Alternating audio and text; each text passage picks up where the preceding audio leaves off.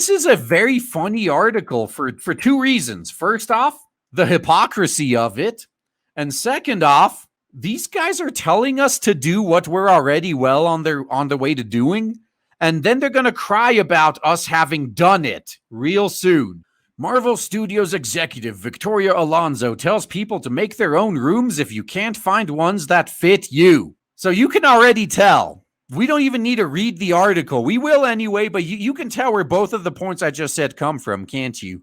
You got someone that infiltrated and co-opted someone else's stuff, telling them if you don't like it, find some place you fit in, make your own. And second off, we're doing just that.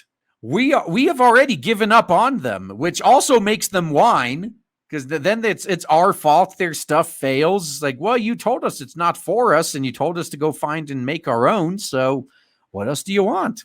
And also, I guess there's the hidden third point here. It's a fat joke, isn't it? Marvel Studios executive Victoria Alonso recently discussed the future of Marvel Studios, talked about her own executive journey, and promised Marvel Studios will be developing more animated series following their upcoming What If series. And they're going to call it anime. Just watch. Like every freaking cartoon Netflix puts out, they call it an anime these days. So you know that like Marvel and them are going to be doing it too when they put it on, I guess, Disney+. Alonso spoke with Variety's Mark Malkin at the Nalup Media Summit. She first teased, we have so much coming your way, you might tell us, okay, take a break now. Too bad it's all dumpster fire stuff, though. It's Phase Bore, the MCU. No one cares.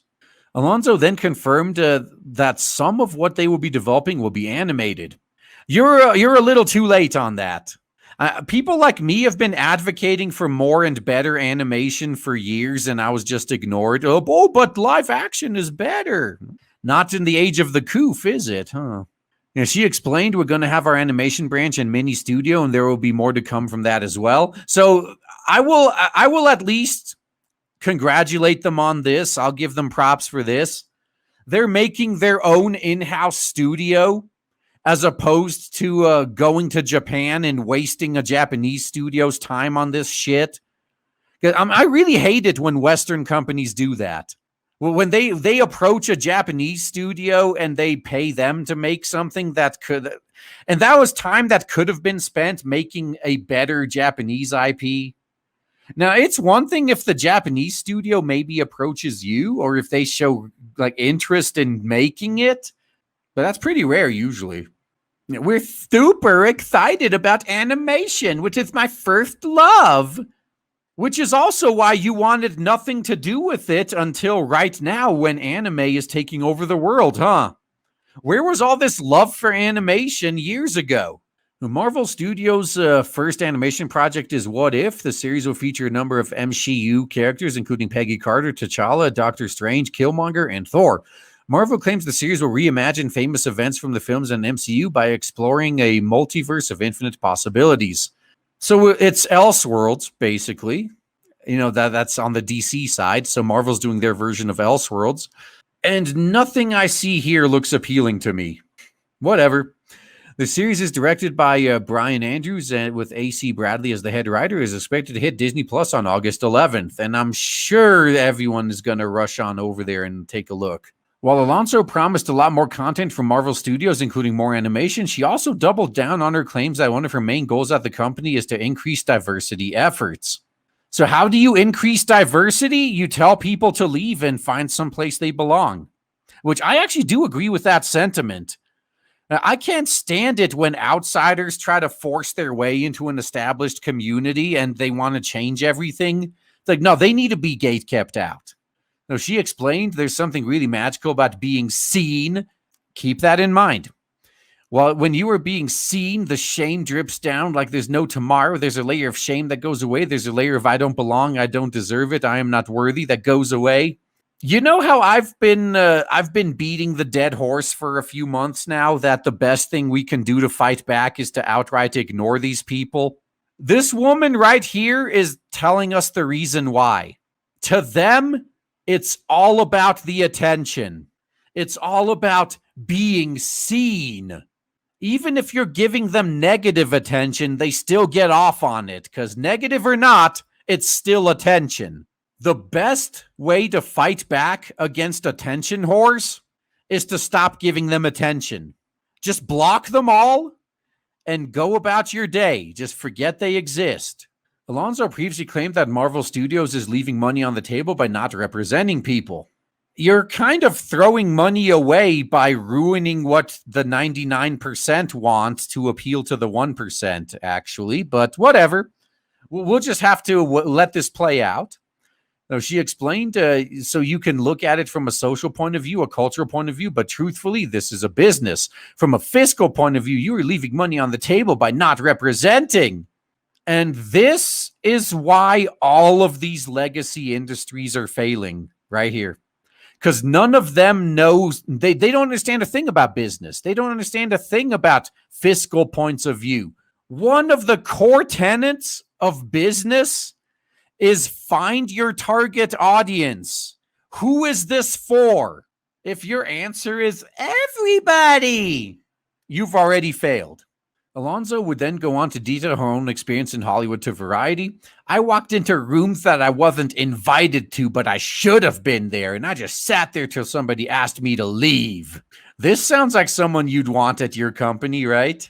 She further relayed, if you cannot find your fit in those rooms, make your own rooms for you. If the room didn't want me, I walked away unless I felt like I belonged in that room. That's the problem. That's not up to you to decide. Like, if you force your way into an existing community, it doesn't matter if you think you feel you belong there. If you're not wanted there, this is what happens when you refuse to gatekeep. Everyone who's bitching about the state your hobbies are in, maybe you should have gatekept. Maybe you'll learn your lesson next time. And I refreshed their minds of the reasons why I should be there. This part I can understand. I could understand maybe doing it once. Like maybe you walk in and make the case, especially if we're talking business. It's like, hey, you realize I'm actually the developer that writes the product you're discussing now, right? You couldn't think to include me in this meeting so I can make sure you don't overpromise things to a customer? I understand that, but if they tell you to leave, you just shrug. Oh, whatever. Not going to be my problem when I'm looking for another job. Though interestingly, Alonso also claimed Marvel is listening to fans when they voice concerns about the company's films and TV shows. They're listening to them, but they're not doing anything. They're just laughing. So she explained, I think it's important to consistently listen to what fans are saying, unless we think they're alt-right Nazis, in which case we'll just discard their opinions. If there's a vast majority that feels something is not hitting home, then we need to look at it. And to be fair, they do look at it, but then the decision they always come to is, oh, it's the fans that are wrong. Let's just carry on. However, she then noted there are times when they would just ignore the fans. But then there's times where we say, you know what? This is a story we're gonna tell. It must be nice having fuck you money, right? Like, she doesn't give a shit. If she tanks the entire studio, she's already a millionaire. She'll be fine. Really sucks for like the animation interns and all them, though. Really sucks for everyone, all the grunt workers. Whatever. Yeah, they listen to Twitter, but they ignore their actual fans. Well, former fans. Like, does Marvel have fans anymore? I'm pretty much indifferent to them at this point. I couldn't care less. Finally, Alonso gave advice to young storytellers, telling them you don't need a cape, you don't need a hammer, you don't need a shield. She continued, your superpower is your voice, and your voice will create a change for yourself, for society, and for those you love. Basically, it's all about using this as a platform for your activism. It's not about telling good stories. If you use your voice, you will create the kind of energy that will bring change to us. To not use your voice is silence, and silence is poison, she concluded. Which is why I'm not being silent. Yeah, I'm actually telling people how it is. Most people are going to ignore me, but whatever. They made their choice. I'll leave them to their fate. Some will listen. We'll see who comes out on top at the end, though. As it stands now, though, I couldn't care less what Marvel's doing. I just talk about them tangentially as they do things that kind of overlap what I talk about on my channel. But in general, couldn't care less. I'm completely done. Not a single non-indie Western comic I care about. The whole industry could just vanish tomorrow and I wouldn't even notice. Same thing for Hollywood as well. I don't even watch movies anymore. Yeah, there may be the rare occasion where like say Joker, Sonic. I do watch, if it's a rare exception like Rambo, Shaft, but I don't get hyped for anything. Now, how I watch movies is usually like a month after the movie comes out.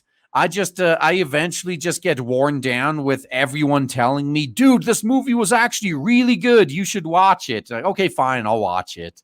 That's usually how I watch movies. But what I don't do is get hyped for a fucking movie and then be mad that I got bait and switched. Oh man, I am so excited to tell you guys right now that finally, after about a year of build-up and shilling, we have launched Blade Devil on Indiegogo, and so far it is doing so well thanks to awesome people like you. If you haven't backed it yet, then please check the links in the description and check out Blade Devil on Indiegogo. You will not be disappointed. Looking forward to seeing you there.